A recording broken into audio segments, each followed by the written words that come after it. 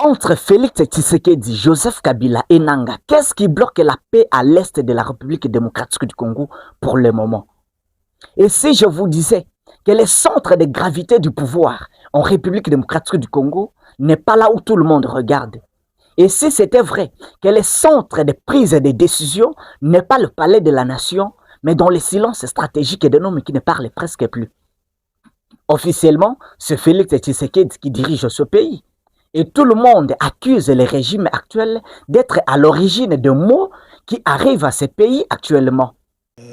L'insécurité à l'Est n'est pas le seul problème. Voir les choses de cette manière est un prisme déformant. Quels sont les autres problèmes selon vous? Justement, parce que la guerre menée par le M23, comme avec tous les autres groupes armés, sont les effets des causes réels des problèmes internes au Congo, notamment la mauvaise gouvernance, la confiscation du pouvoir et une gouvernance basée sur la prédation. Mais dans les coulisses, nous attendons aussi un nom qui est en train de circuler avec insistance.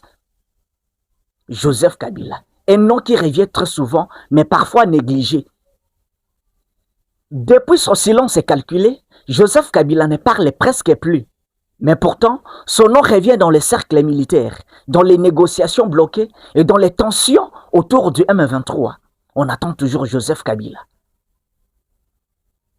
Et cela nous amène à poser une question. Est-ce que c'est une simple coïncidence ou c'est une architecture invisible du pouvoir?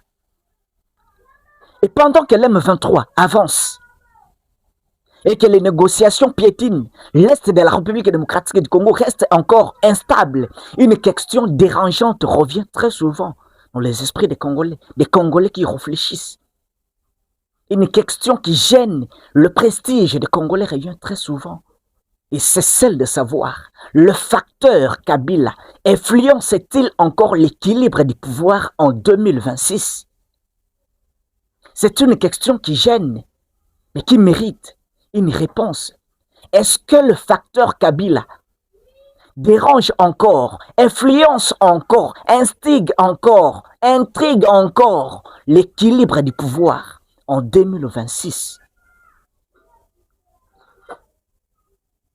Ce qu'il faut noter est qu'en République démocratique du Congo, le pouvoir ne repose pas seulement sur les institutions officielles, mais aussi sur les réseaux personnels, sur les relations construites pendant et au fil des années. Le pouvoir repose également sur les équilibres régionaux et militaires. Vous voyez? Et ce qui est évident est que pendant 18 ans, à la tête du pays, Joseph Kabila a placé des cadres dans l'armée, consolidé les alliances économiques, tissé même des relations régionales. Et vous allez remarquer que le retrait soudain de Joseph Kabila a laissé un vide stratégique. Quel est ce vide stratégique? Au point que même quand il n'est plus sur la scène, mais son réseau continue de potentiellement en train de son réseau fonctionne potentiellement. Voyez, vous allez remarquer que non, malgré son retrait de la scène, mais son réseau fonctionne potentiellement. Son réseau agit en coulisses. Son réseau influence. Et je ne sais pas si vous serez d'accord avec moi, mais je vous dis que non, en politique, le bruit attire l'attention, mais parfois, le silence conserve le pouvoir. Et depuis la résurgence du mouvement M23 dans l'Est de la République démocratique du Congo, plusieurs initiatives et plusieurs tentatives de médiation ont été lancées.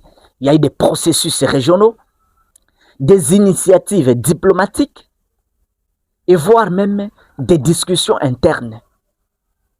Mais vous remarquez que malgré les annonces du cessez-le-feu, les blocages persistent toujours. Mais pourquoi? Pourquoi ça bloque? Pourquoi ça persiste? Parce que vous devez comprendre que c'est un conflit qui dépasse le cadre militaire. C'est un conflit qui dépasse les niveaux militaires. Vous voyez? Parce que le M23 n'est pas seulement un groupe armé, il n'est pas seulement un mouvement armé, mais c'est un groupe qui est inséré dans un enjeu régional très, très, très complexe. Vous allez remarquer, relation avec les pays voisins, un enjeu majeur, parce que notre pays est le seul pays au monde qui tient frontière avec 9 pays. Le seul qui est entouré de 9 pays voisins, c'est le nôtre. Et c'est un enjeu important, un enjeu majeur. L'équilibre interne à l'armée congolaise, les rivalités politiques nationales. Et dans ce contexte, toutes les négociations dépendent, premièrement, de la cohésion du pouvoir de Kinshasa, deuxièmement, la clarté de la ligne politique, et troisièmement, de l'unité des élites nationales. Voilà. Dites-nous dans les commentaires ce que vous en pensez. Vous avez été nombreux à nous suivre, toujours sur notre chaîne d'analyse Masolo Yamboka.